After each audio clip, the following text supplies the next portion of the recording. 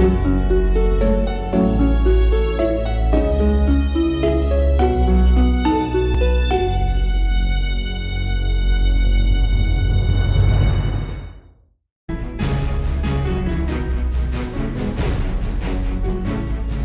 je m'appelle Hippolyte Fatombi. Ça, c'est mon nom profane.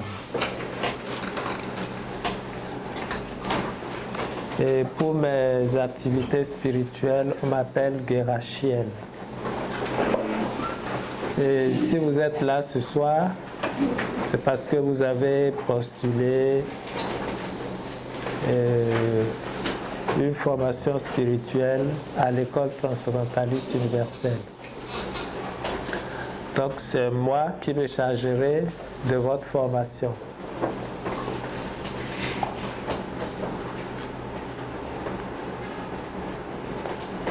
D'habitude, quand nous commençons, nous allumons une bougie. Je vais vous expliquer les choses pour que nous puissions nous accorder. Alors pourquoi j'allume une bougie? La bougie, est-ce que vous voulez bien fermer vos portables? Mettez vos portables soit sous silence, soit sur mode avion.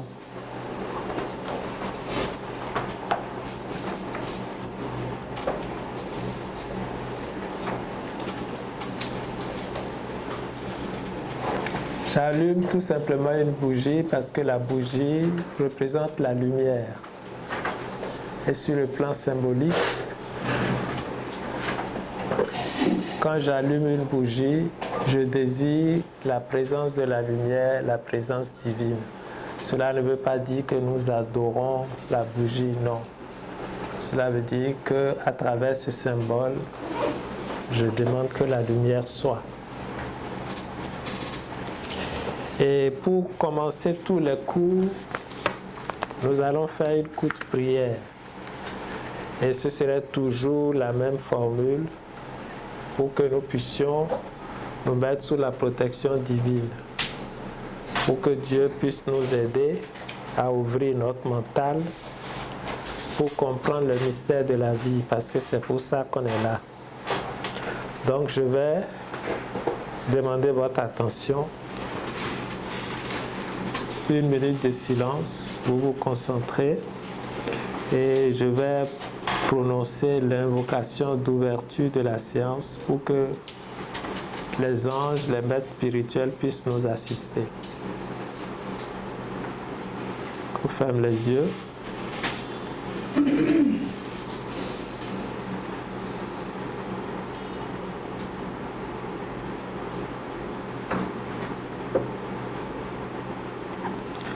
Pour la gloire de l'Éternel, sous les auspices de l'école transcendentaliste universelle, au nom de nos frères aînés, au nom du Maître Kabbaleb, en fonction des pouvoirs qui nous sont conférés, je déclare ouverte cette séance de travail. Qu'il en soit ainsi.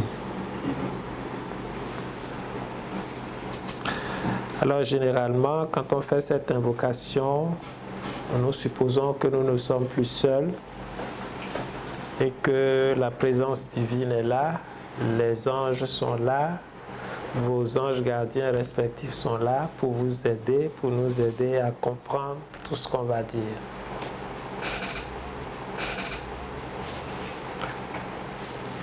Alors vous avez reçu une fiche où on demande généralement vos attentes.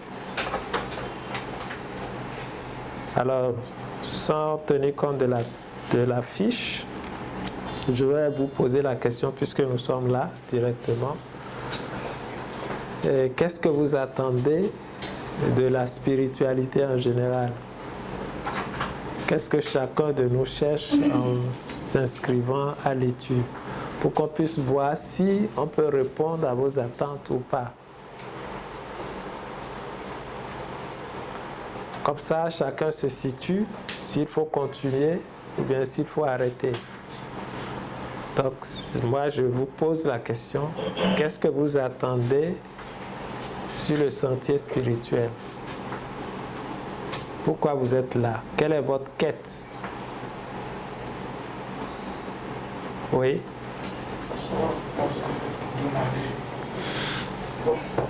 Vous pouvez parler un peu plus fort? Oui, moi c'est Diomandé Ali. Ma présence ici, c'est d'abord Diomandé Ali. C'est d'abord dans le but de me connaître moi-même. Voilà, c'est-à-dire voir tout ce qu'on va faire, enfin, on dit, mais connaître le sens de moi personnellement, mon existence. Tellement d'échecs qu'on se demande finalement pourquoi on est là, à quoi ça sert d'être là, si c'est toujours pour échouer.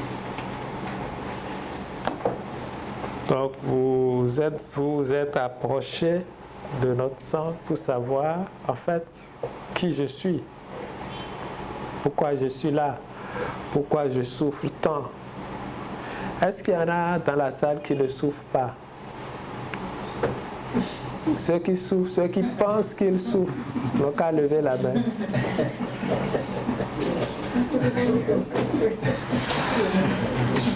Si mon frère ne souffre pas, Dieu fait grâce. Dieu fait grâce. Qui sont ceux qui pensent vraiment qu'ils souffrent? Je veux voir.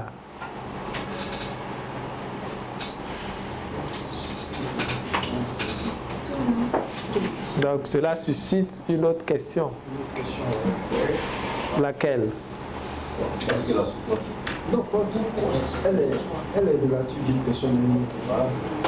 Et peut-être qu'il essaie chacun de façon à sa souffrance personnelle.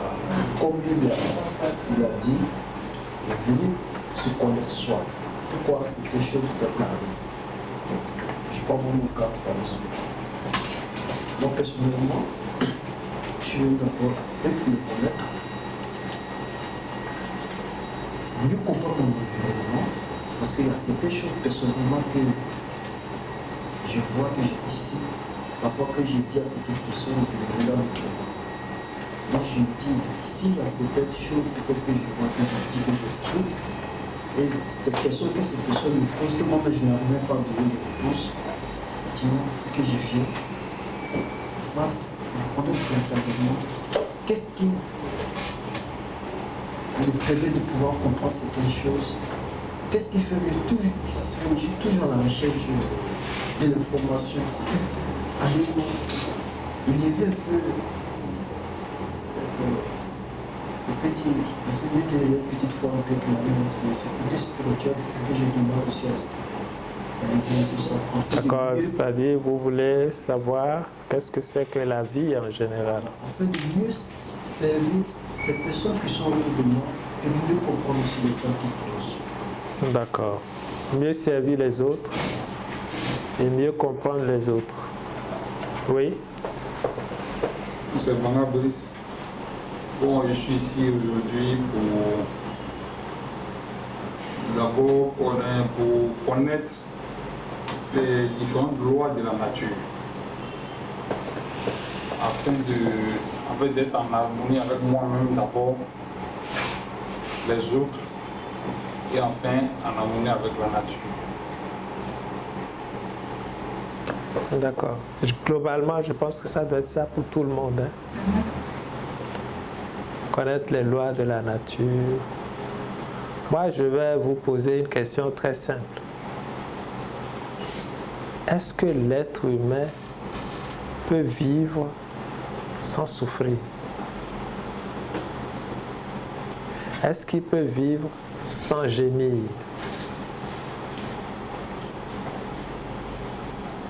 Bon, pour moi déjà c'est impossible. Pour moi c'est impossible. Parce que, bon, je suis, comment on dit, chrétien. Chez nous, chez les chrétiens on dit, tant événement imprévu arrive à tous. Pardon? Chez les chrétiens on dit, tant événement imprévu arrive à tous. Tant événement imprévu à tous. Arrive à tous. Arrive à tous. Ouais. Donc, quelle que soit ta constance, peut-être dans ta spiritualité, tout, tu peux avoir un malheur. La Bible dit le malheur atteint souvent le juste. Donc ça peut arriver à tout le monde. Comme le bon. Voilà. Le mauvais comme...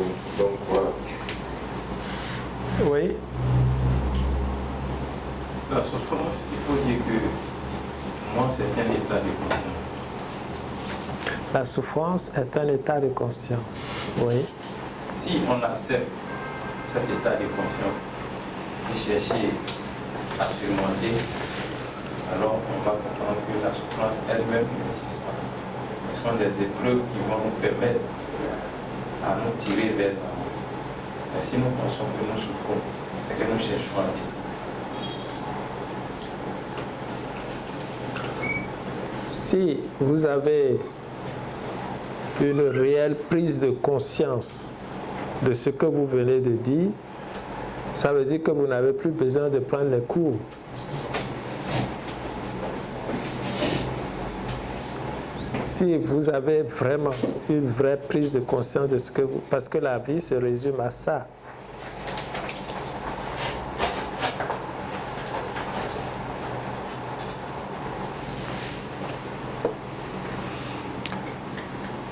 Donc, en vérité,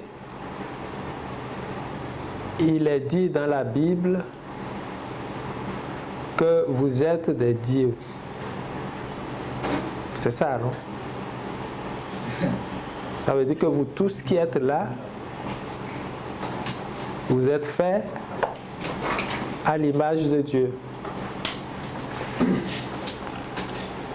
Tous, vous êtes faits à l'image de Dieu.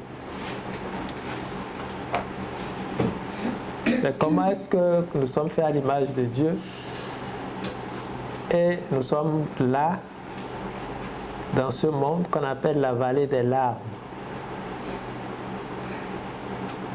Quel est donc ce mystère? Comment transcender ce fait? Comment dépasser cet état de fait?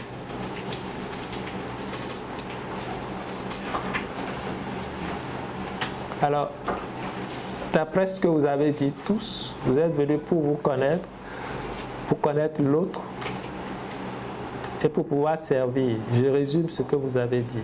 Et je pense que c'est l'objectif de tout un chacun, de nous tous qui sommes ici.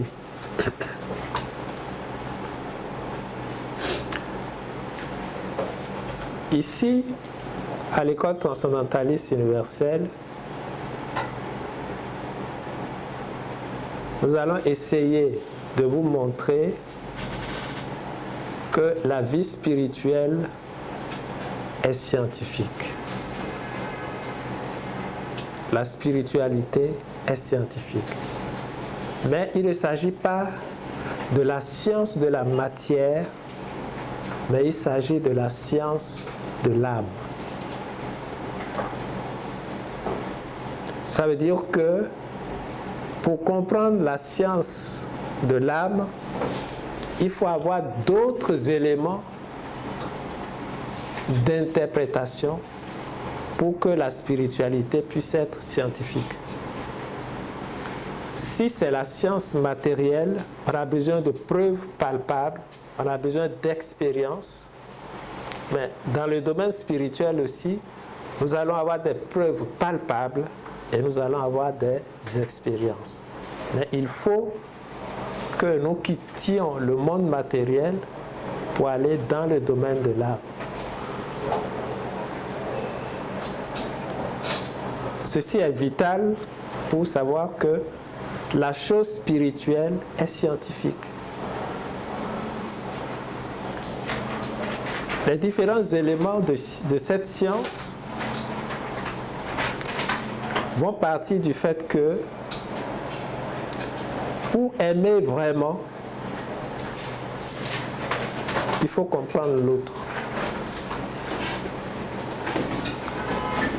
Si vous prenez un couple, pourquoi on se marie? Quelles sont les raisons fondamentales pour lesquelles on se marie? Et si je vois parmi vous les éléments de science seront basés sur l'astrologie, la Kabbale et les mystères des évangiles. Parce que les évangiles que vous voyez que les gens lisent, dans leur interprétation, c'est le jour et la nuit. Les évangiles représentent le monde même des mystères de l'âme.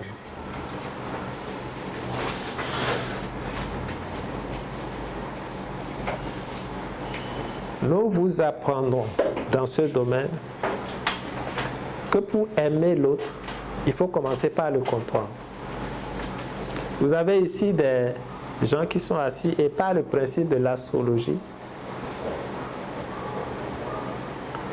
s'il y a des gens qui sont ici, qui sont du signe bélier, tout le monde sait que les béliers sont très nerveux. Nous, on va vous expliquer pourquoi ils sont nerveux. Les taureaux sont lents, ils aiment la vie, les belles choses. On va vous expliquer pourquoi ils aiment les belles choses. Les Gémeaux parlent beaucoup. On va vous expliquer pourquoi ils parlent beaucoup. Alors quand je comprends mon épouse ou mon mari, et que je sais par exemple qu'il est du signe du bélier et qu'il est souvent nerveux,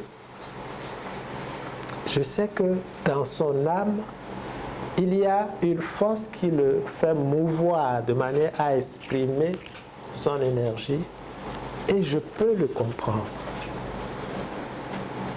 Les taureaux sont lents, c'est des paresseux, mais ils ont beaucoup de chance. Je vais comprendre mon épouse. Et je ne dirai pas que mon mari Gémeaux, qui parle beaucoup, je ne vais pas dire qu'il ment. Je sais qu'il est mu par l'élément air, que la vérité d'aujourd'hui ne sera plus la vérité de demain. Donc ces différents éléments nous permettent de ne pas juger l'autre et de le comprendre.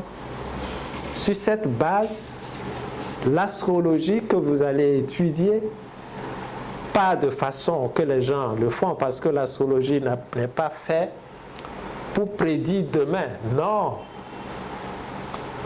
Le rôle de l'astrologie, c'est de vous permettre de vous connaître et de connaître votre environnement. Et de savoir quelles sont les forces qui sont à l'intérieur de chacun de nous et qui nous poussent à agir. Et de comprendre l'homme. Ce sera le rôle de l'astrologie. Les différentes lois et principes de la vie vous seront enseignés par la Kabbale. La Kabbale renferme toutes les lois du fonctionnement de notre univers. Vous avez dit tout à l'heure, vous pouvez me répéter votre phrase. Quelque chose arrive. Un événement qui arrive à tous. Pourquoi? Vous le dites, mais quand vous aurez fini votre formation, vous allez pouvoir expliquer, si un jour peut-être vous êtes pasteur, vous allez pouvoir expliquer à vos fidèles pourquoi c'est comme ça. Au lieu de le dire, donc l'astrologie va vous donner les clés du fonctionnement de la vie, de la Kabbale. Et vous apprendrez que seul Dieu pardonne. La nature ne pardonne pas. Parce qu'elle-même, elle est conçue selon des lois qu'elle ne saurait violer. Si vous tuez, vous serez tué. Si vous êtes méchant, vous allez mal finir. Si vous aimez, vous serez aimé. La nature est conçue selon des lois qu'elle-même ne peut pas violer. Si un homme la viole, la nature sanctionne. Mais Dieu peut pardonner. Mais pour que Dieu pardonne, l'être humain doit avoir l'esprit de remords, de remise en cause. Donc le remords devient la clé de la rémission de la condition humaine. Et pour apprendre à aimer, l'être humain doit faire l'expérience de l'exercice de la compassion. Ça, c'est important. Et qu'est-ce qu'aimer? Qu'est-ce que aimer veut dire? Tout le monde dit j'aime, j'aime, j'aime. Aimer, c'est quoi? Aimer est issu des deux lois. Aimer englobe le pardon et la tolérance. Une fois qu'on ne tient pas rigueur à l'acte que autrui nous a posé, nous pardonnons à ce dernier. Et lorsque nous tolérons ce qu'il nous a fait, pour surpasser, pour lui dire oui, je te comprends, en ce moment, on commence à aimer la personne malgré ce qu'il nous a fait. Ça, c'est les fruits de l'amour. C'est pas encore l'amour. C'est les fruits de l'amour. Oui? Moi, aimer, c'est donner sans rien attendre en retour. Donner sans rien attendre en retour.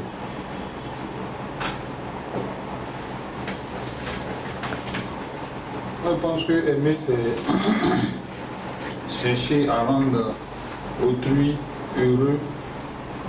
Ah! Très bien. Chercher à rendre autrui heureux. Moi, je vais chercher à vous rendre heureux. Vous avez bu de l'eau aujourd'hui? Oui? Voilà, ça c'est pour moi. Ben, je vous donne, prenez. Vous avez gagné, j'ai perdu. N'est-ce pas? Il a gagné, j'ai perdu. Il a gagné, il est content. Rendre heureux. Il est heureux parce que moi, j'ai perdu. Ça veut dire que l'amour ne peut pas se manifester tant qu'il n'y aura pas de perte quelque part. C'est pas possible. Regardez Dieu. Il ne fait que s'offrir à nous. Vous respirez de l'air. C'est le corps de Dieu. Tous ici, la plupart, vous avez des enfants. Vous travaillez. Vous, 30 jours sur 30. Et vous donnez gracieusement le fruit de votre travail à vos enfants qui sont heureux d'aller à l'école. Pour qu'il y ait amour, il faut qu'il y ait sacrifice. Mais là, il y a deux types de personnes. Les profiteurs de l'amour et les générateurs de l'amour.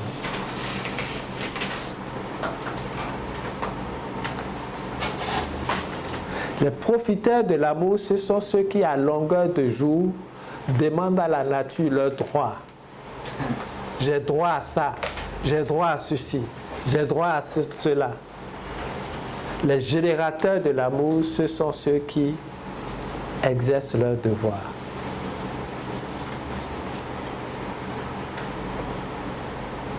De quel côté vous voulez être? Des profiteurs ou des générateurs?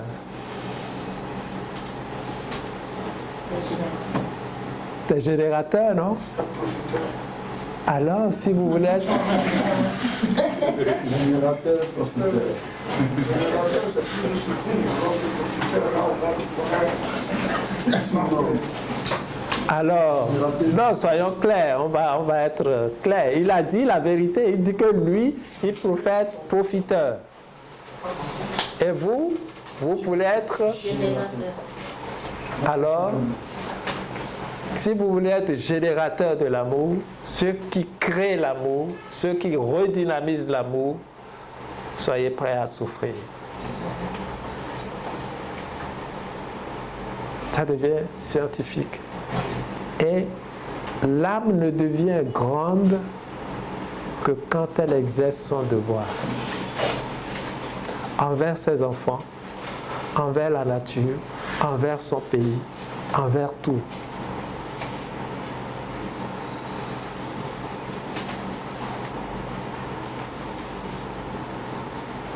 Alors qu'on arrête les prêches, tu seras heureux, tu seras riche, tu seras... Non, c'est pas ça la vie. La vie, c'est être détenteur de la lumière divine et être prêt à être le révélateur de cette lumière à travers les actes. Les âmes qui grandissent, ce sont ceux qui exercent leur devoir. Et si vous exercez votre devoir, vous ne pourrez que gémir.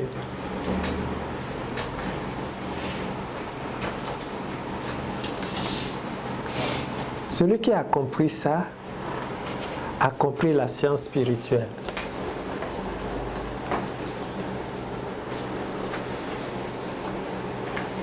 Et c'est ça que vous êtes venus apprendre ici.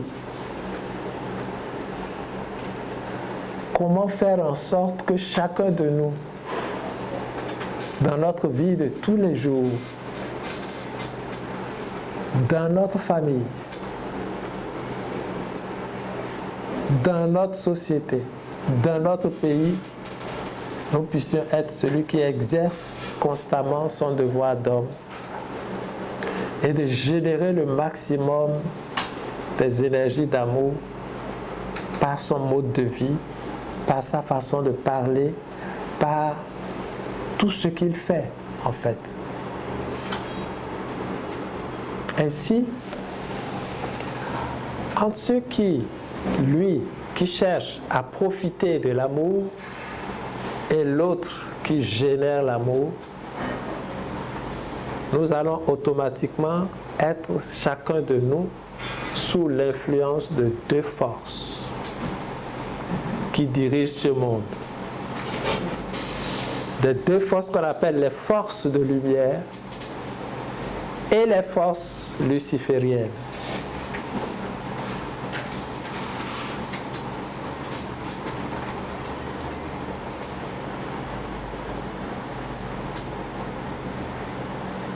Parce que si je n'adore Dieu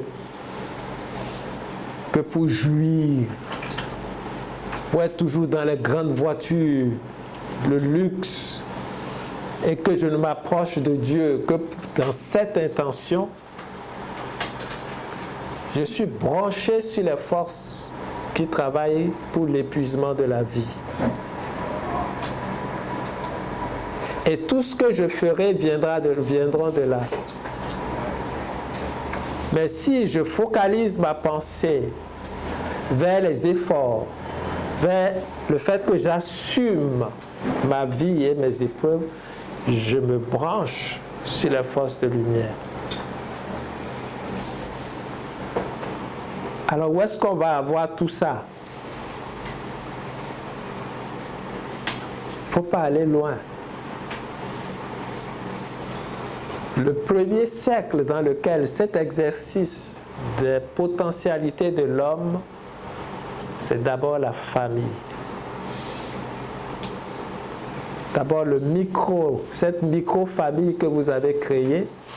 Exercez-vous vos devoirs. Pensez-vous au bien-être de vos enfants, de ceux que Dieu vous a confiés.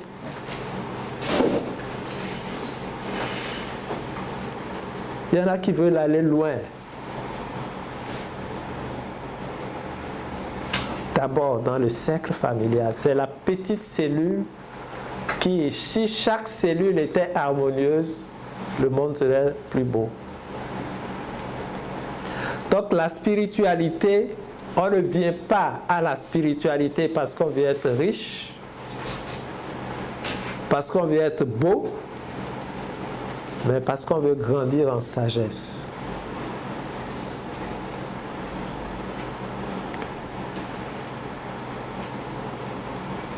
Beaucoup sont venus parce qu'ils ont des problèmes de sorcellerie. Or, la seule manière de se faire avoir par les forces de sorcellerie, c'est être branché, comme le veut l'autre, être profiteur de la vie. Celui qui veut profiter de la vie, celui qui ne pense qu'à la matière, à la jouissance, et qui ne pense pas à son élévation, la sorcellerie l'aura toujours, quelles que soient les prières du monde que vous allez faire.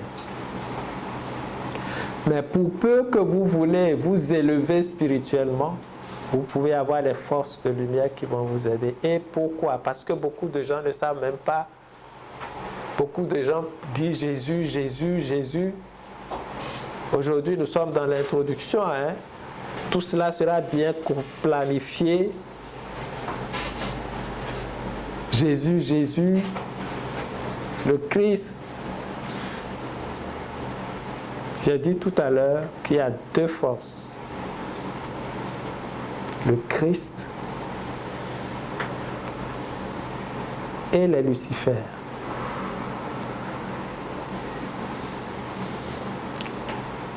Quel rôle joue le Christ?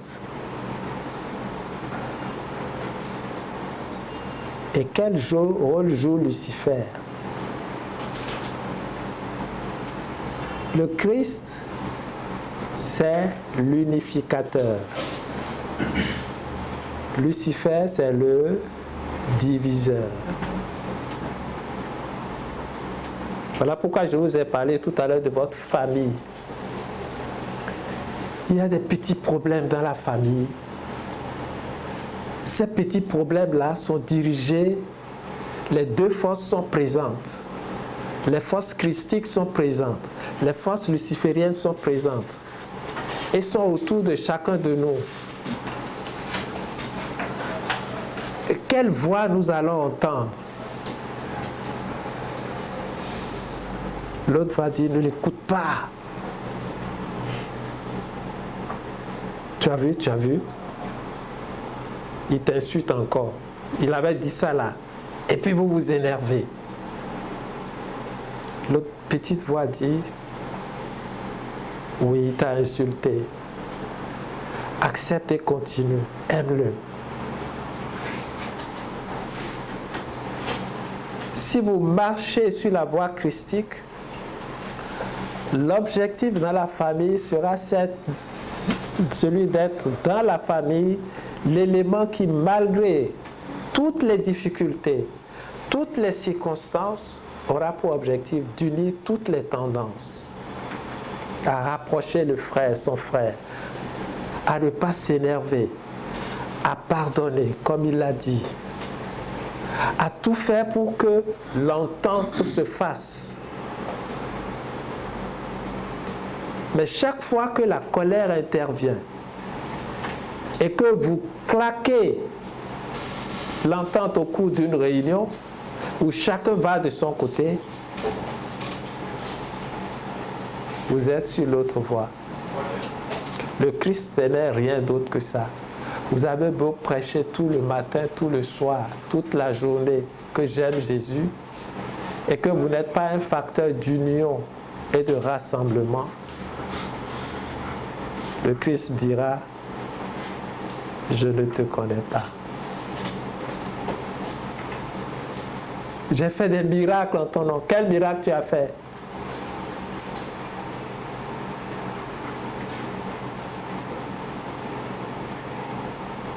Ce que le Christ peut faire, le diable peut le faire.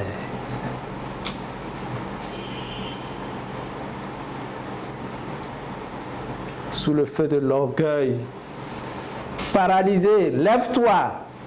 Et puis il se lève. Ce n'est pas le Christ qui l'a fait lever.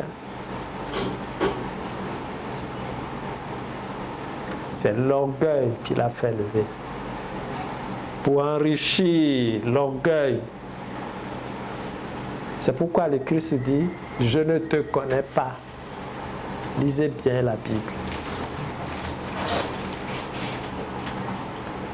Faya, descend. Le feu descend. C'est pas ça, hein? N'oubliez pas que vous êtes fait à l'image de Dieu. Et qu'au commencement était le Verbe. et que le Verbe, c'est Dieu. Dieu a créé le monde avec le Verbe, et c'est avec le Verbe que l'homme crée tout autour de lui. Vous tous qui êtes ici, si je ne veux pas que vous reveniez le jeudi prochain, je peux le faire, rien qu'en parlant. Ou bien vous, je vous rencontre demain matin, ce que je vais vous dire, après-demain, vous pouvez ne pas me saluer. Nous créons les conditions de notre vie avec ce qu'on dit.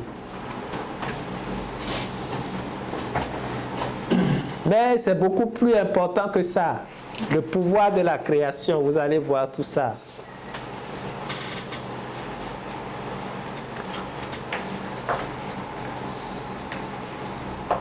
La vie est ce qu'il y a de plus beau. Nous sommes venus pour reconquérir notre dignité perdue. Parce qu'au départ, en Dieu, on était. Regardez l'eau de mer, la mer. L'immensité de la mer. Si on considère cela comme étant Dieu lui-même. Et si chacun de nous était une goutte de cette eau,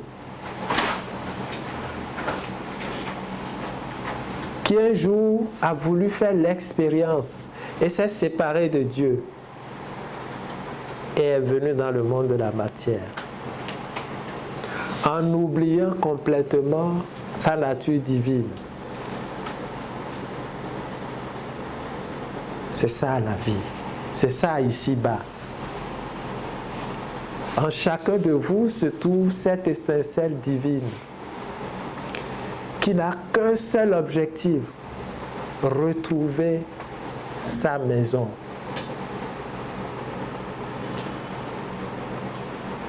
Ce que vous avez oublié là, il faut le reconstruire maintenant au prix de la souffrance. C'est ça que vous êtes là. Pour apprendre à aimer, puisque amour on était, pour retrouver cet amour, pour grandir, on doit se dépouiller de tout ce qui nous alourdit. Voilà pourquoi moi, en lui donnant ça, je me dépouille. Tiens, je me dépouille. Dépouillez-vous en des mots gentils, en le désir de rendre utile, de vous rendre utile. Et l'âme évolue. L'âme grandit en sagesse. Pour me résumer, on vient sur le sentier spirituel pour prendre conscience de ce que c'est que la vie, ses lois, son fonctionnement, afin d'adapter notre comportement à ces lois pour vite avancer et de faire d'une vie plusieurs vies. Nous allons voir dans les cours pourquoi certains sont obligés de revenir plusieurs fois sans avancer. Ils reviennent, ils commettent les mêmes bêtises. Vous allez faire d'une vie plusieurs vies. Parce que quand l'âme aurait retrouvé sa pureté originelle, elle n'a plus besoin de revenir sur cette terre.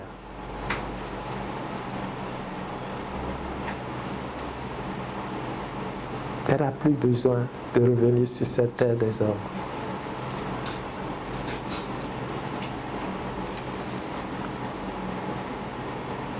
Si ce que je viens de vous dire retrouve quelque part en vous ce que vous cherchez, alors vous serez bien servi ici. Parce que vous êtes venu ici d'abord pour désapprendre.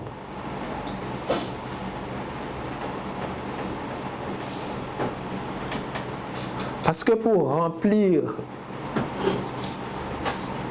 une valise où il y avait tout, il faut commencer par tout enlever. Et puis après, on range les choses normalement.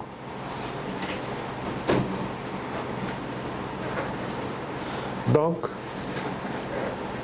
bienvenue dans cette phase de désapprentissage où nous allons petit à petit remettre les choses et vous verrez que vous n'aurez plus peur du sorcier. Vous n'aurez plus peur. Et d'ici quelque temps, les gens vont vous dire « c'est lui qui est devenu comme ça. Avant, il s'élève, maintenant, il est tout gentil. » Vous êtes la même personne. Mais ce qu'il y a dedans a changé. La connaissance ne devient véritablement connaissance que si le savoir est appliqué à l'action pour devenir le mobile de l'action. Regardez, tout à l'heure je vous dis, je me dépouille. En me dépouillant, je fais des heureux. Mais je peux savoir ça. Mais si effectivement je ne donne pas, je ne soutiens pas, à quoi ça sert? Il faut que je commence à m'appliquer, à être sensible à la souffrance de l'autre pour que petit à petit ça fasse partie de mes tempéraments, de mes habitudes. Dans cela que la connaissance, c'est le savoir 1000 fois répété qui devient la connaissance, c'est-à-dire quelque chose avec lequel on est né. C'est la pratique.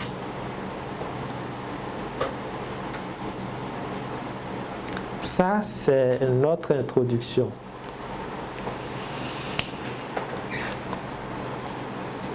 Pour ce premier jour de notre contact. Si vous avez des questions à me poser, parce que nous aurons beaucoup de choses à voir. Nous allons voir Dieu. Qu'est-ce que c'est que Dieu? Comment notre univers a été créé et comment il est organisé. Dans l'organisation, nous allons voir quand on meurt, qu'est-ce qu'on devient? Qu'est-ce qui se passe après la mort? Quels sont les différents plans qu'on traverse? Et quel devait être l'état d'esprit pour bénéficier de tout ça? Pourquoi on est dans les familles? Pourquoi tel est mon père? Pourquoi j'ai choisi telle mère? Vous entendez des enfants qui disent « Moi, je n'ai pas demandé à venir au monde. » Ils disent ça à leur papa. « Tu dois tout me faire. » Est-ce que c'est justifié? Pourquoi Dieu dit « Tu honoreras ton père et ta mère » ? Pourquoi? Quand vous allez savoir ça, tous les différends qu'il y a entre les parents et nous s'estompent.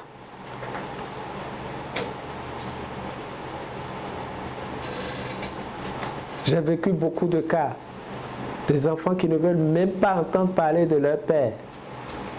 Et quand vous leur expliquez, ah, c'est donc ça, que tous ces blocages que j'ai, c'est parce que je ne m'entends pas avec mon père.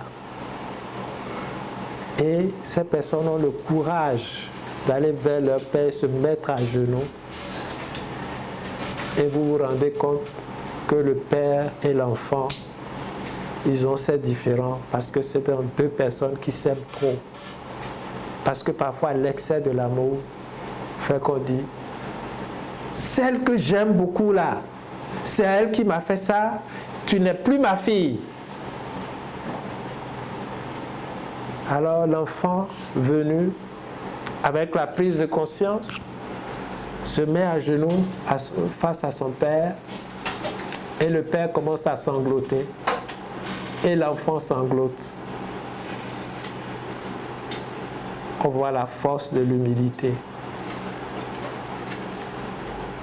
et on voit la force de l'amour. Et l'amour dissout le temps.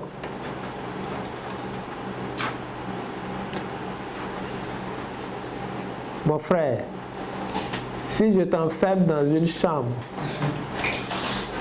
avec une personne que tu n'aimes pas pendant 5 minutes, ça va paraître l'éternité, 5 minutes. Mais on vous enferme dans une chambre avec quelqu'un que vous aimez pendant 24 heures, vous ne voyez pas le temps passer. Dans la Bible, quand vous le lisez, vous voyez que c'est un mystère.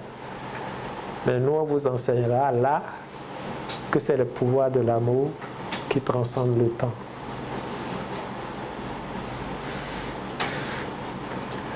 Quand il n'y a pas d'amour, tout est lourd. Tout est dense. L'atmosphère est lourde à la maison quand il n'y a pas d'amour. Vous n'avez jamais remarqué ça? L'amour, c'est le ferment. Mais je vous ai dit tout à l'heure que pour que l'amour existe, il faut que quelqu'un fasse le sacrifice. Quand vous êtes à l'amour à la maison, quand tout est lourd, devenez l'agneau qui s'offre. On va sûrement se moquer de vous. Et on va sourire.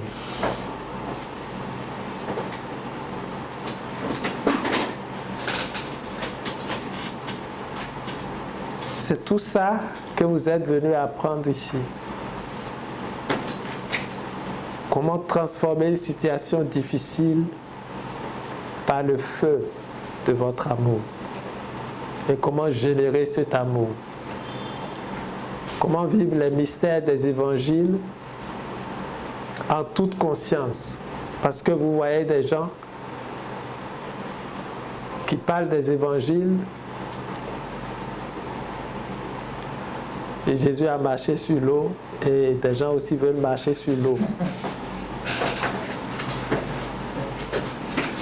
La Bible a 7 niveaux d'interprétation. 7 niveaux d'interprétation. C'est le livre le plus méconnu et le plus mystérieux.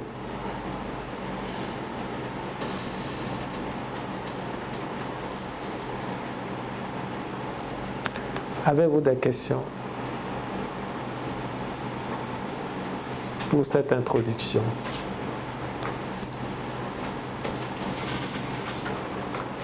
Oui. Dites votre nom. Moi, c'est Dibi Yao. Dibi Yao. S'il vous plaît, mais quelle est la clé qui permet à un être humain de déclencher l'amour en lui-même? Déclencher l'amour en lui-même. C'est-à-dire qu'il a la volonté de le faire, mais sans que c'est limité. Comment vous voulez déclencher l'amour? Vous avez par exemple bien envie d'aimer tout le monde, mais souvent dans vos actes, vous vous rendez compte que vous avez posé des limites. L'amour s'apprend par l'exercice progressif de la compassion. Au carrefour, un homme bien portant vient te tendre la main. Ne le juge pas. Son état d'homme qui tend la main est suffisamment bas pour que tu ne le juges pas. Par cet acte, tu deviens petit à petit compatissant. Il n'y a pas d'exercice de l'amour sans l'apprentissage de la compassion.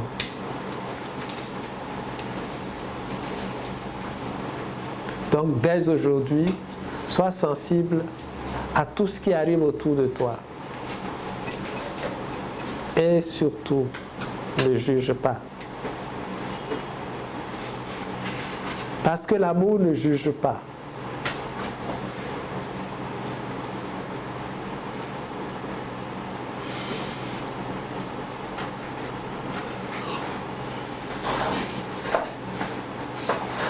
Sinon, si tu veux le réveiller, c'est l'être morte.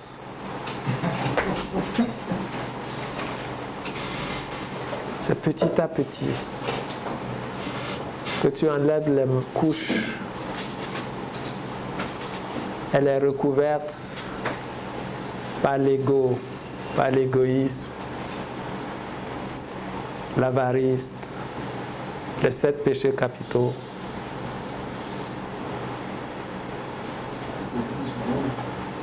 Pardon?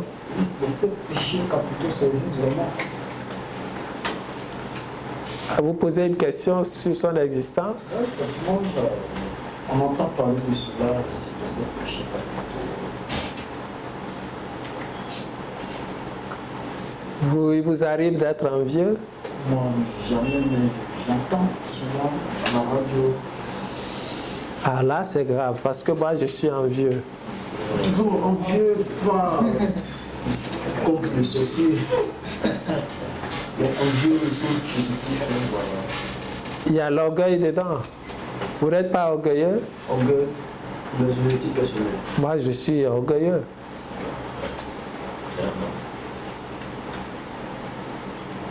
On vous apprendra que les 7 péchés capitaux ont aussi 2 aspects.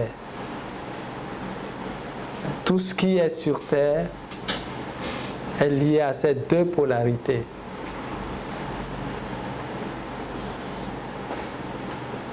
Lorsque j'ai envie, je suis envieux, j'ai envie d'aimer. Je n'ai pas la même envie de jalousie. Je ne suis pas envieux parce que lui, il est riche. Mais j'ai envie d'aimer.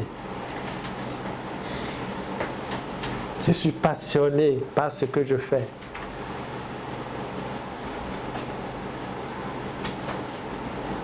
Vous êtes venu à l'école de la sagesse,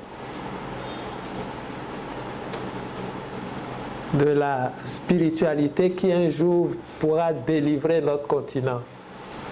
Parce que le vrai fléau, le vrai problème de l'Afrique, c'est le manque de spiritualité vraie. Tous les fétiches que les gens adorent en Afrique, ce sont des esprits qui ne sont autres que des fabrications humaines.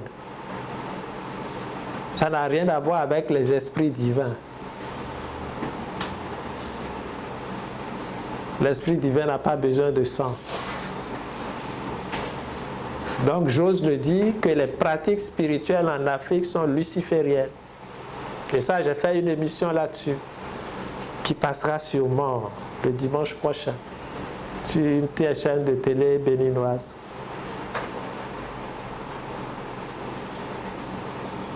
Les pratiques spirituelles africaines sont lucifériennes.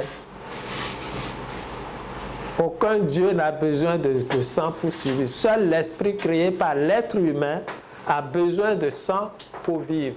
Et vous apprendrez avec nous tous les mystères du sang. Et du sperme. Et de l'eau. Et de tous ces éléments qu'on appelle des condensateurs fluidiques.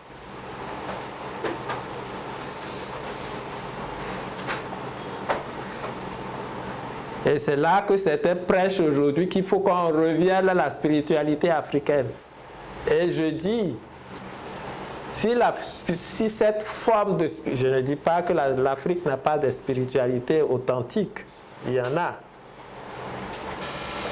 Mais ces formes de spiritualité ou de je ne sais quoi que les gens pratiquent, qui induisent les jeunes en erreur à chercher de l'argent par tous les moyens, qui meurent comme des chiens, à vouloir se protéger par tous les moyens contre les Baals ou de je ne sais quoi. Ils ont fait tout ça, mais les Blancs les ont proprement frappés. Hein. Ça veut dire que la force est ailleurs. Il faut que vous preniez conscience. Tous ces pagailles qu'on voit là, c'est le manque de maturité spirituelle. Parce qu'un homme politique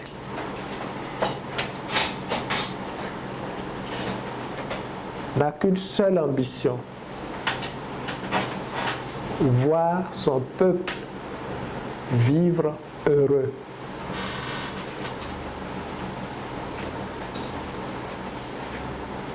Mais chez nous, on fait quoi? On est là pour se remplir les poches. Nous allons parler de tout ça pour qu'ils puissent avoir des réveils de conscience pour une nouvelle spiritualité. Et c'est pour ça qu'on se bat. Et pourquoi pas un jour ressusciter la vraie spiritualité africaine, celle qui est basée sur des valeurs, de très grandes valeurs.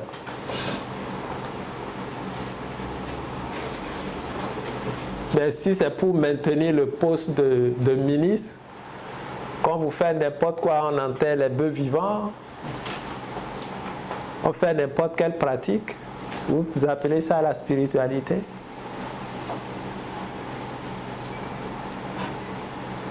Et tant que ce sera comme ça, les Blancs vont toujours avoir le dessus sur nous. Et dans 200 ans, on sera toujours là. Parce que celui qui a l'ambition de voir son peuple être heureux ne se laissera jamais acheter par les Blancs. Mais aujourd'hui, si toi tu es politicien, lui aussi laisse politicien pour t'avoir, je te propose beaucoup d'argent. Et puis tu deviens tout de suite son ennemi.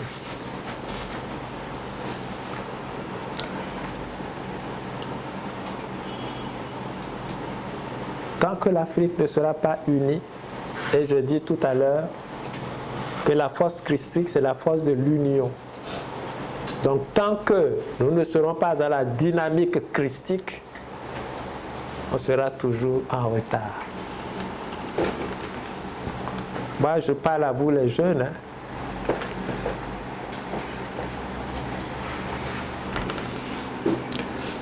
D'autres questions? J'ai compris au début que c'est une école de chrétiens mixtes musulmans. C'est ça, non? J'aimerais savoir quel est le volet de l'islam, parce que depuis on parle juste de la Bible, de Christ, la Bible. Non, ici, l'école transcendentaliste universelle n'est pas une école de volet mixte de musulmans chrétiens. L'école transcendentaliste universelle est une école de tradition qui enseigne les mystères de la vie à travers les mystères du christianisme. Or, si la vérité est une, cela veut dire que ce que nous disons de façon logique devait être accepté, que vous soyez musulman, bouddhiste, évangélique ou toute autre religion. La vérité est une. Et quand je parle de Kabbale, la Kabbale veut dire tout simplement tradition. Et chaque peuple a sa tradition.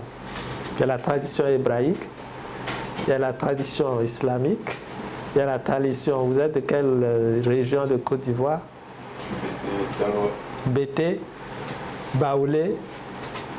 Donc le mot Kabbale veut dire tradition. C'est comme si je dis la tradition Bété, la tradition Baoulé, ainsi de suite. Les fondements de cette tradition sont uniques, quelles que soient les religions. Et donc ici, nous allons étudier les fondements de la vie en général. Ça veut dire si vous êtes musulman, vous serez à l'aise. D'ailleurs, moi, j'utilise beaucoup de versets. Même quand vous voyez la clé d'une nouvelle dimension, il y a des textes qui sont tirés du Coran dedans. Ce livre que nous allons conseiller à tout le monde, qui est un livre de prière. C'est ainsi qu'à l'étude, nous avons, regardez celui qui est à côté de vous, c'est un devancier, qui s'appelle Adremus, ben c'est un musulman. Et ils sont nombreux comme ça, les musulmans. C'est magnifique. C'est tellement magnifique de s'aimer et de savoir que nous partageons les mêmes valeurs. Et moi, quand regardez votre caméraman, il est un des nôtres, ben c'est un musulman. Ils sont nombreux. Musulmans, prononcer le mot Christ, il y a des musulmans qui ne peuvent même pas prononcer le mot Christ. Quand on dit Jésus, oui, ils ont raison parfois. Parce que quand les gens confondent Jésus et Christ, ce n'est pas la même chose. Pour le musulman, Dieu, c'est l'abstrait, ce que le mental humain ne peut pas concevoir. Et brusquement, vous dites que Dieu, c'est une personne. Mais comment voulez-vous qu'il accepte ça? Il ne peut pas accepter. Mais lorsqu'on lui explique une autre dimension de la vie spirituelle, il voit que tout concorde. Et à travers le temps et l'espace, chacun d'eux, Jésus, Mahomet, était porteur d'un message divin. Mais ce message divin devait s'adapter au temps. Jésus est venu d'abord pour montrer un aspect et Mahomet est venu après pour montrer l'autre aspect. Mais c'est le même Dieu qui se révèle tel qu'il est. Jésus est venu montrer que Dieu est un, mais trois. Il est le Père, il est le Fils, il est le Saint-Esprit. Vous allez voir tout ça en Kabbale. Dieu, il est la thèse.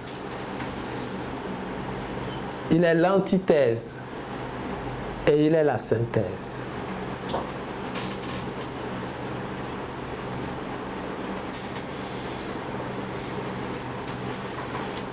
Dieu, il est la volonté, il est l'amour, il est l'humilité. Quand le Christ est venu pour assumer cette mission, 700 ans après, Dieu a dit, bon, je vais faire venir encore quelqu'un pour révéler l'autre dimension de mon être. Je suis trois, mais je suis un. Où est la différence?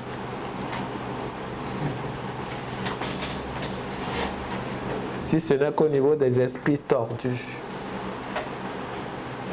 qui fait qu'aujourd'hui, parce que le pauvre professeur, parce qu'il enseigne certaines réalités, comment avoir l'esprit critique, on lui tranche la tête.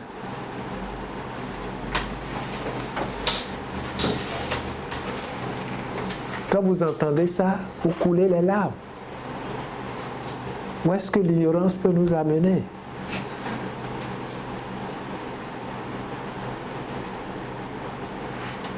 Et ça aussi, nous allons le voir plus en détail. La vraie mission de Jésus, on va le voir. Pourquoi Jésus était venu? Dès qu'il est venu, qu'est-ce qui s'est passé pour l'humanité?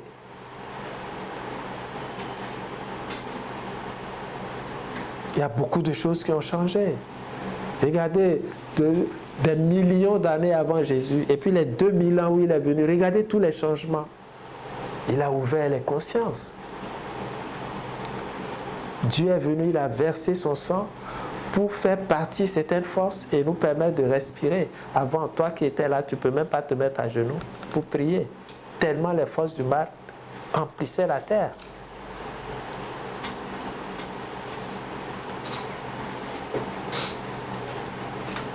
Donc nous verrons quelle est la vraie mission de Jésus. Et quelle est la vraie mission de Mahomet. Et les différentes voies spirituelles pour que, en partant d'ici, chacun de vous soit en possession de l'essentiel qui lui permettra de ne plus se faire tromper. Donc quand on va parler de spiritualité autour de vous, vous saurez que ça c'est juste, ça c'est faux, ça c'est juste, ça c'est faux. Et vous devenez libre. Vous n'allez plus avoir peur de sorciers parce que vous savez ce qui est là. On ne combat pas la sorcellerie. Je ne dis pas qu'elle n'existe pas, mais on quitte son univers parce que c'est un monde à part.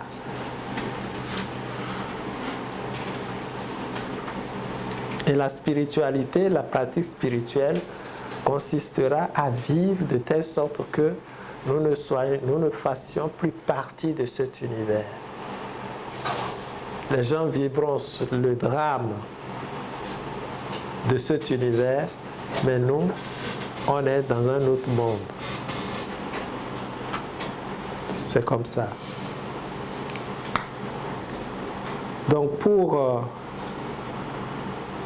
terminer, vous n'avez plus d'autres questions? Je viens de brosser globalement. Notre formation va durer environ 1 an. Au bout de 1 an, nous allons vous libérer. Ceux qui veulent continuer leur cheminement avec nous continueront. Ceux qui ont d'autres voies pourront emprunter d'autres voies. Mais nous aurons la certitude qu'on ne pourra plus vous tromper.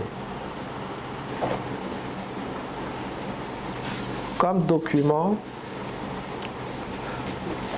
votre formation va s'articuler autour de 4 documents qu'on appelle monographie, Yod, He, Vav, He. Avec ces 4 monographies, chaque monographie va nous prendre à peu près 3 mois, ce qui fait environ 1 an de formation. Votre formation sera appuyée par 2 vidéos. Des vidéos sur la Kabbale et par un document qui va appuyer cette formation. D'accord. Nous allons donc mettre fin à la séance de ce jour. Que Dieu, dans sa miséricorde infinie, assiste chacun de nous, qu'il renforce notre volonté de mieux le connaître pour mieux le servir. 1 minute d'attention.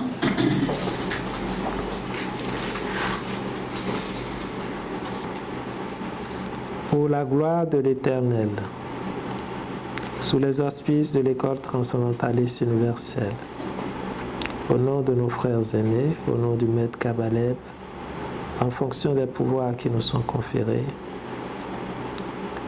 je déclare close cette séance de travail. Qu'il en soit ainsi.